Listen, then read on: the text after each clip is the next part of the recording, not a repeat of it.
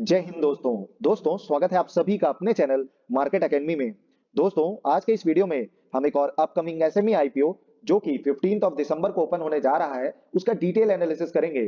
दोस्तों कंपनी का नाम है Dolex agrotech limited.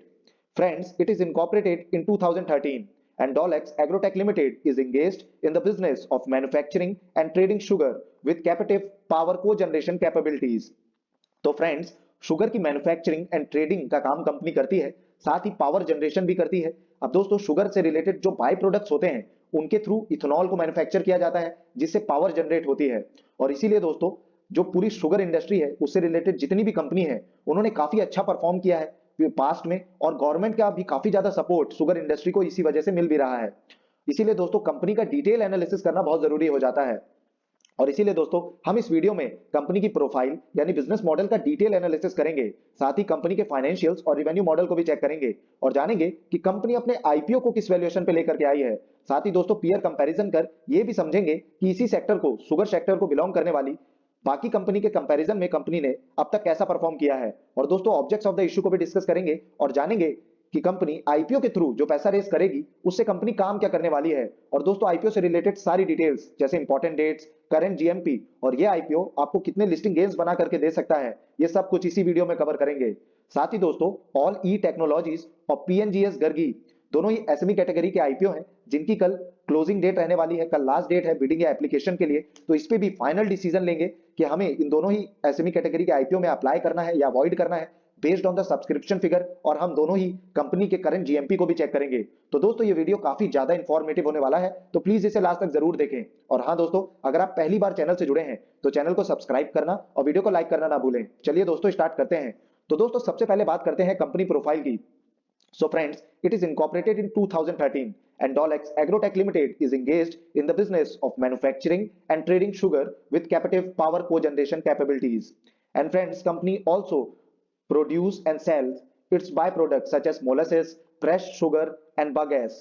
The bagasse is used to generate power.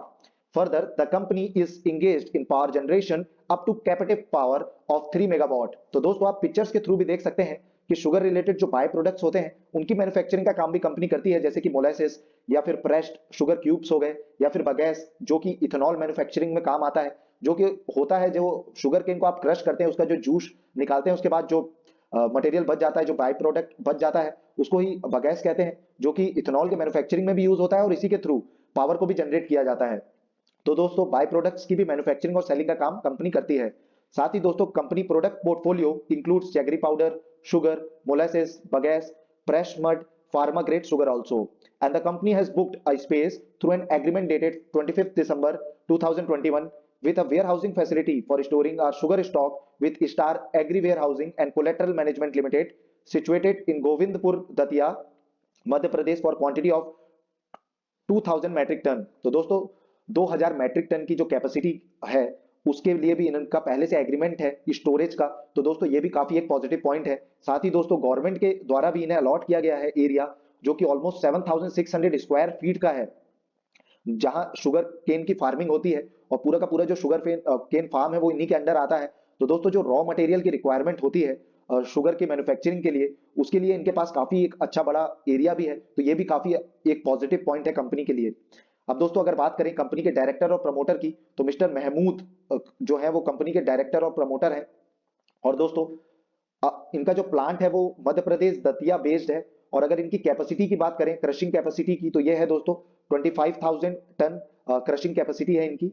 और दोस्तों our company has received in principle approval for Department of Food and Public Distribution from Government of India for establishing distilleries of 200 kiloliter per day capacity। और दोस्तों साथ ही इनका जो vision है वो भी काफी इंटरेस्ट दिला रहा है इस पर्टिकुलर आईपीओ के लिए, क्योंकि company also has a vision to enter into a new segment of ethanol production under EBP programme by ministry of petroleum and natural gas in coming year.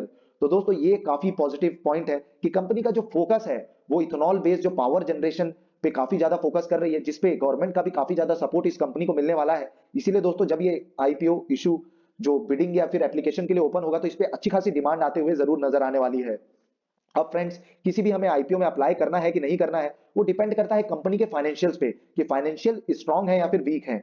तो दोस्तों चलिए कंपनी के फाइनेंशियल्स को भी check कर लेते हैं। तो अगर हम टोटल एसेट्स की बात करें तो मार्च 2020 में कंपनी के टोटल एसेट्स थे 8884 लाख के, जो कि बढ़ करके 10499 लाख के हो गए साल 2021 में। साल 2022 में फिगर था 11355 लाख का, और दोस्तों जून क्वार्टर तक साल 2022 में ये डेटा था 11093 लाख का।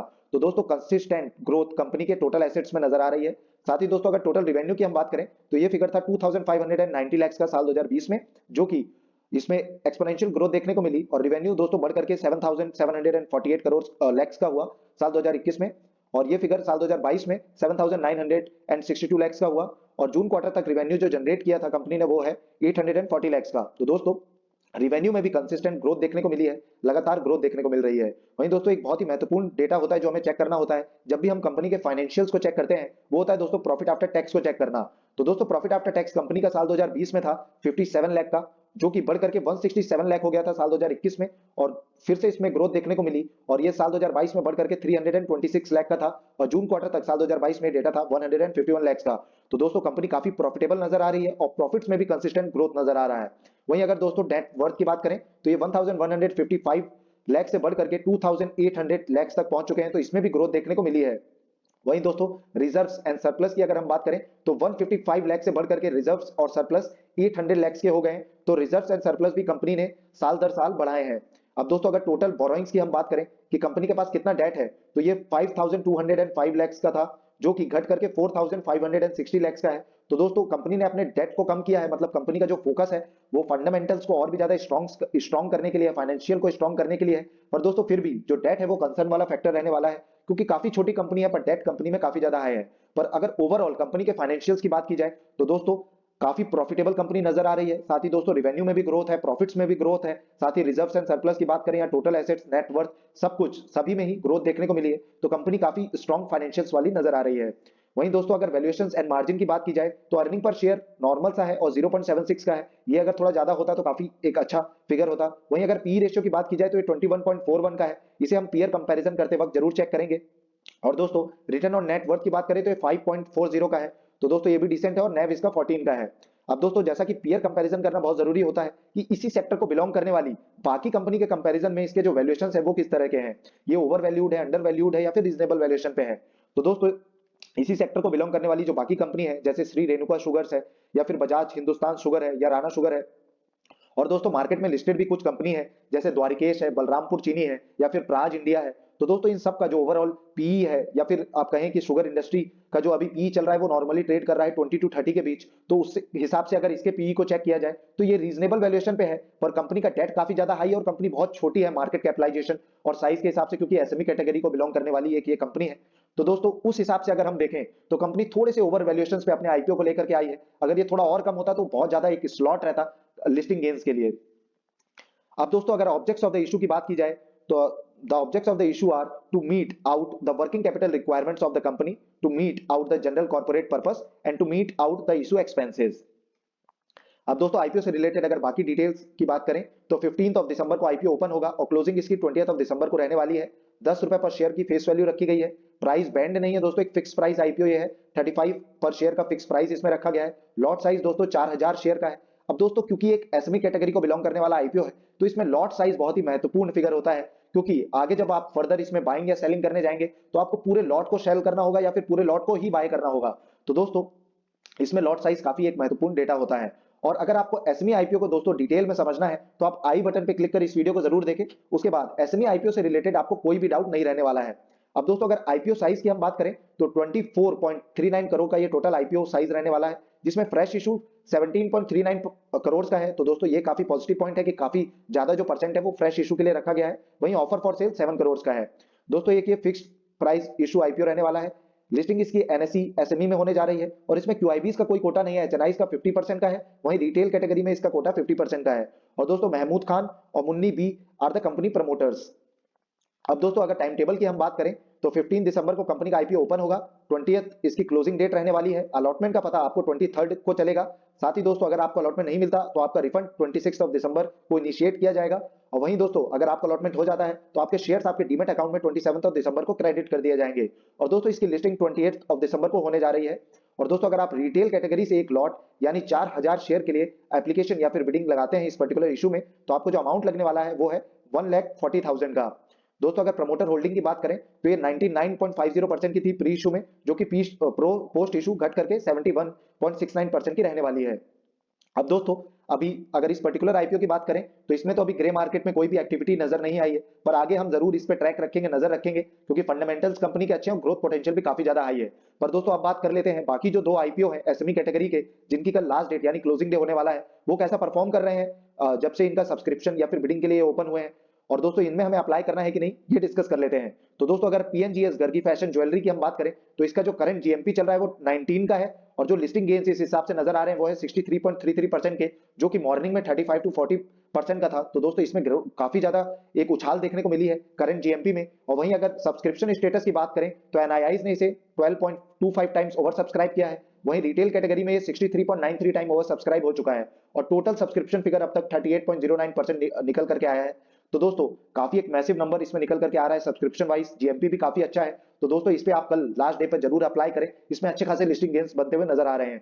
वहीं दोस्तों अगर ऑल ई टेक्नोलॉजी की हम बात करें तो इसका जो करंट जीएमपी है 68 का चल रहा है, और इस हिसाब से जो लिस्टिंग गेन्स नजर आ रहे हैं वो 75.56% के हैं। वहीं अगर सब्सक्रिप्शन स्टेटस की बात करें तो क्यूआईबी ने इसे 1.99 टाइम्स ओवर सब्सक्राइब किया है, एचएनआईज ने 13.35 टाइम्स, रिटेल कैटेगरी में 36.63 टाइम ओवर सब्सक्राइब हुआ है, और वहीं ओवरऑल जो टोटल सब्सक्रिप्शन फिगर है ये 15.82 टाइम्स निकल करके आया है। तो दोस्तों इसमें भी काफी मैसिव सब्सक्रिप्शन निकल करके आया है, जबकि कल का दिन जो है वो अभी बाकी है। और मेनली जो एचएनआईज होते हैं, क्यूआईबीज होते हैं, जो बड़े इन्वेस्टर्स हैं, वो लास्ट डे ही अपनी बिडिंग या फिर एप्लीकेशन लगाते हैं।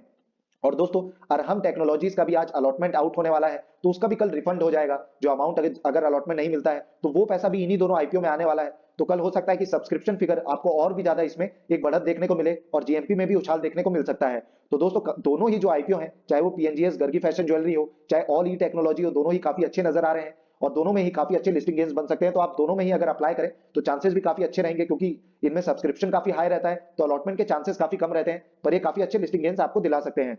अब दोस्तों अगर अरहम टेक्नोलॉजीज की हम बात करें तो इसका जो अलॉटमेंट स्टेटस है ये आपको दोस्तों कैम्ब्रिज की साइट में, अगर आप cambridge.kemoindia.com अगर आप डालें गूगल पे तो दोस्तों आपको साइट ये इस तरीके से कुछ ओपन होगी, जिसका फ्रंट पेज आप स्क्रीन पे देख सकते हैं, जिसमें आपको कंपनी का नाम सिलेक्ट करना है अरहम टेक्नोलॉजीज। दोस्तों इसमें पैन कार्ड फिल करना है और कैप्चा डालना है। सबमिट जब आप करेंगे तो आपको आपका अलॉटमेंट स्टेटस पता चलेगा कि आपको आईपीओ अलॉट हुआ या फिर नहीं हुआ। ये अलॉटमेंट स्टेटस दोस्तों रात के करीबन 11-12 बजे के करीब आउट हो जाएगा, या फिर कल दोपहर के 12 बजे तक तो जरूर ये आपको पता चल जाएगा। अब दोस्तों हम इस चैनल में सारे ही आईपीओ का डिटेल एनालिसिस करते हैं, तो आप चैनल को जरूर सब्सक्राइब कर लें। हम सारे ही आईपीओ से related update time to time आप तक पहुंचाते रहते हैं। और दोस्तों ऑल के नोटिफिकेशन को जरूर टैप करें ताकि आपको हमारे वीडियोस के इंपॉर्टेंट नोटिफिकेशन टाइम से मिलते रहें। साथ ही दोस्तों अगर ये वीडियो आपको इन्फॉर्मेटिव लगा हो तो प्लीज इस वीडियो को लाइक करना ना भूलें। धन्यवाद दोस्तों, जय हिंद।